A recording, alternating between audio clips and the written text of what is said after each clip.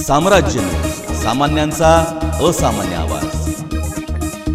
मेंढ्यांचे नेतृत्व लांडग्यांकडे दिले असून आता मेंढ्यांना या लांडग्यांकडे संरक्षण मागावे लागेल अशी अवस्था मागासवर्गीयांची झाली असून अजित पवार मागासवर्गीय मंत्री समितीचे अध्यक्ष कसे आणि मागास पदोन्नतीबाबत राज्य सरकारची नेमकी भूमिका काय हे आता मुख्यमंत्र्यांनी जाहीर करावे अशी मागणी आमदार गोपीचंद पडळकर यांनी मुख्यमंत्र्यांना लिहिलेल्या पत्रात केली आहे। आमदार गोपीचंद पडळकर यांनी पंढरपूरमध्ये बोलताना महाविकास आघाडी सरकारमधील मंत्र्यांच्या वक्तव्याचा समाचार घेतला। ते म्हणाले की राज्यातील मागासवर्गीय जनतेत निर्माण झालेल्या गोंधळाचा खुलासा मुख्यमंत्र्यांनी करावा। काँग्रेसचे मंत्री नितीन राऊत यांनी मागास पदोन्नतीबाबत झालेला निर्णय रद्द केल्याचे ट्विट केले, तर लगेच उपमुख्यमंत्री कार्यालयाने हा निर्णय झाल्याचा खुलासा केला। वास्तविक मागासवर्गीय मंत्री उपसमितीच्या अध्यक्षपदी एखाद्या मागासवर्गीय मंत्री असणे अपेक्षित असताना अजित पवार यांना हे पद कसे दिले?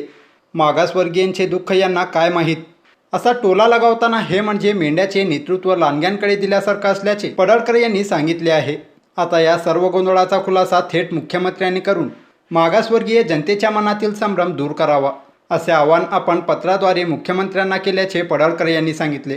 ज्या प्रतिनिधीला माहीत आहे किंवा ज्या घटकातून असा लोकप्रतिनिधी समोर आलेला आहे, त्यांची नाळ जोडलेली आहे, अशा व्यक्तिमत्वाला या समितीचं अध्यक्ष केलं असतं तर निश्चितपणे योग्य न्याय मिळाला असता।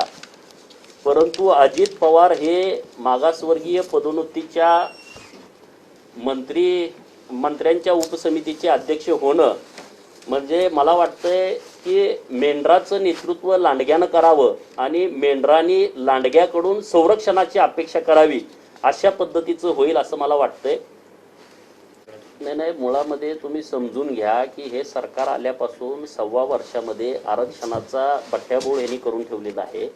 मग ते मराठा समाजाचं आरक्षण असू द्या, जे आदिवासींना ते धनगरांना असू द्या, किंवा आता मागासवर्गीय पदोन्नतीच्या बाबतीमधल्या आरक्षणाचा विषय असू द्या, यामध्ये बुधवारी जेव्हा बैठक झाली त्या बैठकीमध्ये काही चर्चा झाल्यानंतर माध्यमामधून आलं की बाबांनो, या मागासवर्गीय पदोन्नतीला जे GR 7 मेला काढला होता आणि त्याच्या अगोदरचे जे GR आहे ते सगळे रद्द करण्यात आले असं ट्विट माननीय नितीन राऊत साहेब, ज्या मंत्री उपसमितीचे सदस्य आहेत, त्यांनी केलं। माध्यमामधून ते छापून आलं। काही वेळानंतर असं आलं की बाबांनो, असं आमचं ठरलंच नाही, स्थगितीच दिली नाही, अजित पवार त्या विषयावरती नाराज झाले असं माध्यमामधून आलं। परत माननीय नितीन राऊत साहेबांचं स्टेटमेंट आलं 2 तासानंतर की मी जोरदार या सगळ्या विषयाला विरोध केलेला आहे, आमची खडाजंगी झालेली आहे, अशा पद्धतीचं स्टेटमेंट आलं। म्हणजे उपसमितीमध्ये चर्चा झाल्याच्या नंतर समिती प्रमुखांनी मीडियामध्ये सांगायला पाहिजे होतं की आमच्या बैठकीमध्ये हे ठरलं। मराठा समाजाच्या उपसमितीचे प्रमुख अशोक चव्हाण ते लगेच प्रेस घेतात की आमच्या बैठकीमध्ये हे ठरलंय, असं ठरलंय, पुढं आम्ही काय स्टेज घेणार आहोत, ही आमची चर्चा झाली। परंतु अजित पवारांनी ही बैठक झाल्याच्या नंतर काही भाष्य केलं नाही आणि त्यामुळं माध्यमामध्ये गोंधळ निर्माण झाला।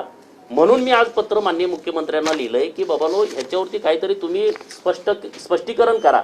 नंतर दिलीप वळसे पाटलांचं कालचं स्टेटमेंट आहे की बाबांनो, आम्ही आता मागासवर्गीय पदोन्नतीचा विषय संपवलाय। म्हणजे वेगवेगळ्या बातम्या आहेत। आज पेपरमध्ये बातमी आली की उच्च न्यायालयाने या सगळ्या विषयाला स्थगिती दिलेली आहे। आम्ही माहिती घेण्याचा प्रयत्न केला पण त्याची ऑर्डर आमच्या हातामध्ये आलेली नाही। म्हणजे नेमका इतका संभ्रम राज्यामध्ये तयार झालाय, त्याच्यावरती राज्याच्या मुख्यमंत्र्यांनी स्पष्टपणे स्पष्टीकरण द्यायला पाहिजे की पदोन्नती आरक्षणाच्या बाबतीमध्ये नेमकं काय घडलंय आणि सरकारची भूमिका काय आहे ती त्यांनी त्वरित स्पष्ट करावी अशी मागणी मी या पत्रातून माननीय मुख्यमंत्री महोदयांच्याकडे केलेली आहे।